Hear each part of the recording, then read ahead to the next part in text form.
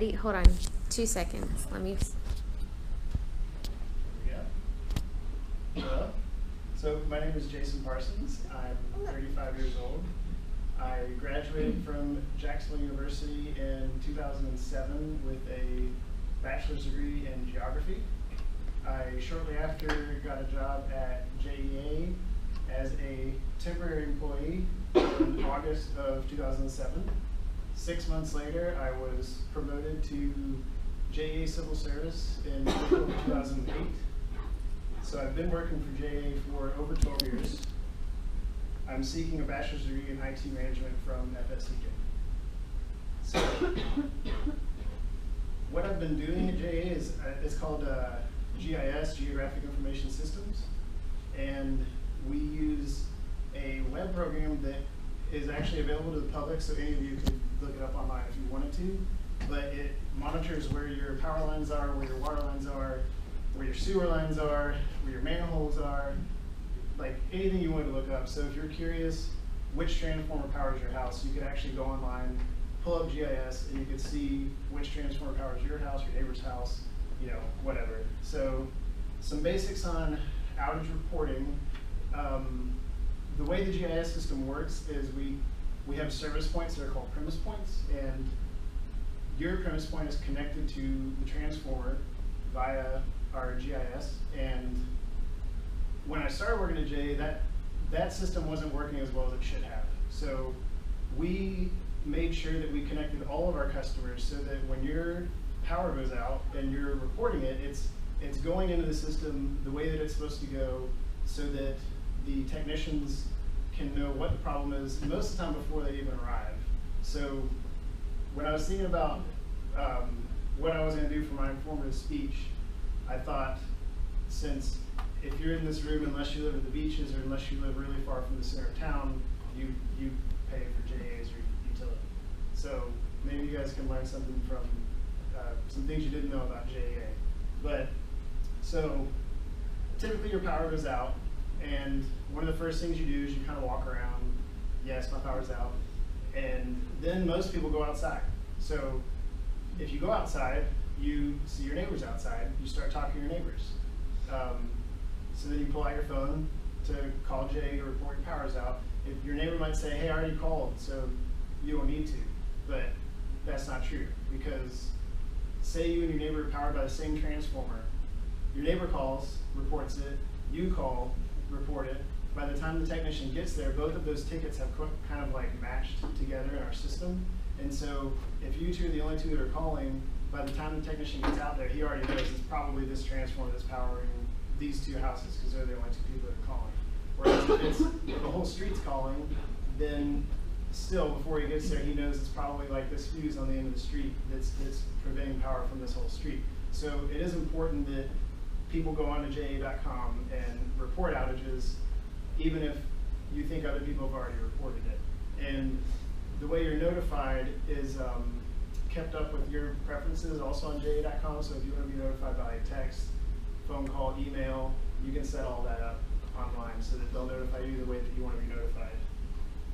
So currently I work in the planning department, which is I make maps.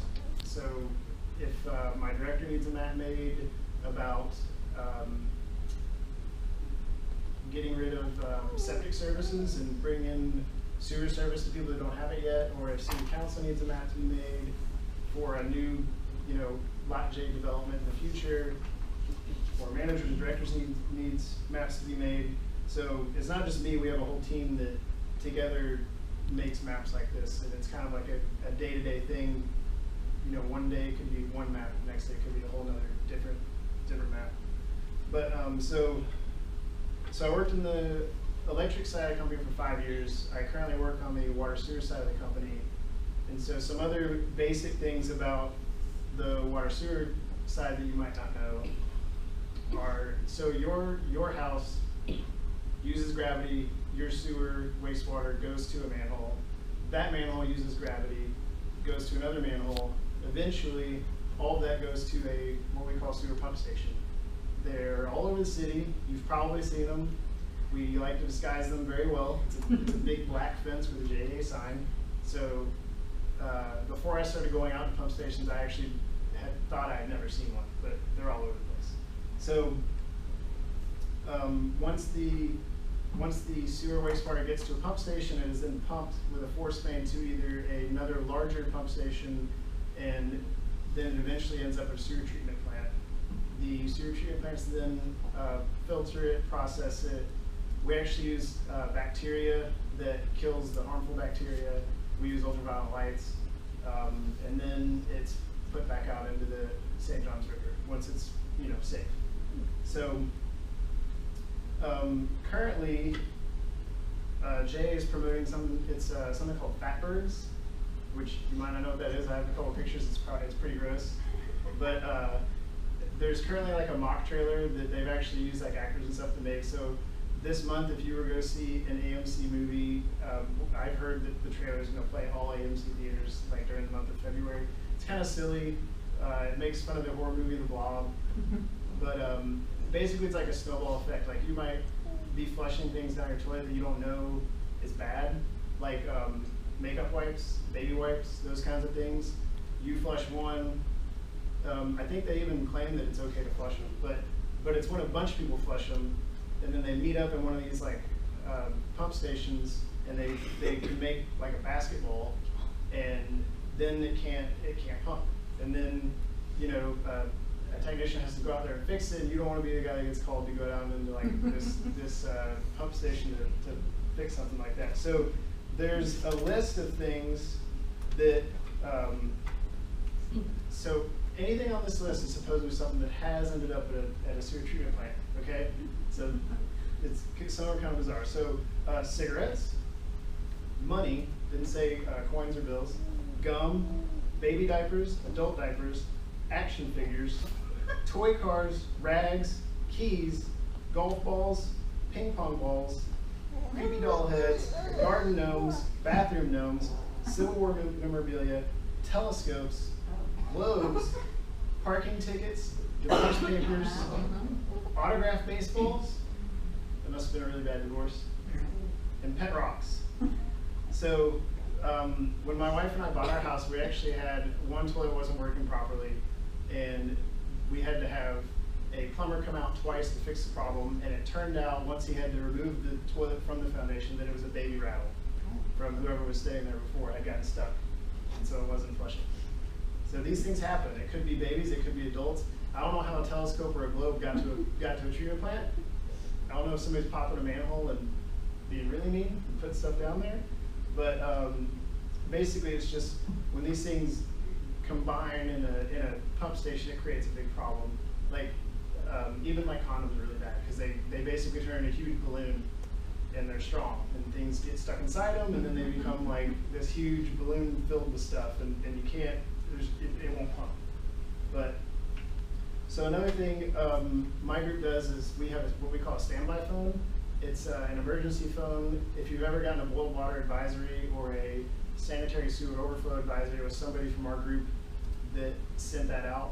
And if like a pipe breaks, we use GIS to make a big, we call it a polygon, and it'll notify customers the way that you decided you want to be notified. Email, phone, again, JEA.com, update preferences.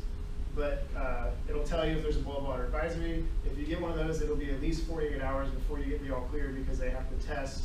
Even if it's a pipe that just breaks and they fix it, they still have to make sure that all that dirt and debris that may have gotten in there is flushed out. So they'll test it I believe it's every 24 hours for 48 hours before they'll send out the all clear. So it's just smart to boil your water until you get that all clear.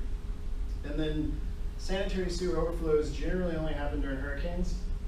And during Hurricane Matthew and Irma, we had a lot of SSOs because the power to the pump stations would go down, and then when the pumps are supposed to kick on, they're not kicking on. People can flush their toilets, so it goes up until it overflows, unfortunately. But after Matthew, we started going out to all these pump stations and measuring them and seeing who could fit these huge generators that are about half the size of this room. They're like $20,000 generators. And so the next time, even if we have a really large hurricane, there shouldn't be very many, don't quote me on that, but there should not be very many sanitary sewer overflows, because now they have generators lose power. So, in case you did not know, JEA is the 8th largest public utility in the United States. We serve 1,434 pump stations, over 900 square miles of service area, and over 4,000 miles of sewer piping. And that's just the water sewer stuff. I didn't look up the statistics for the electric, but it's probably very similar. So JEA is currently trying to create awareness for preventing fatbergs. So we're trying to tell people with the mock trailer that would be at the AMC movie theaters what you should and shouldn't flush, why it's bad, and how it can end up costing JEA money, which in the end costs all of us money. So if we can sort of create awareness, then JEA can continue to be one of the best utilities in the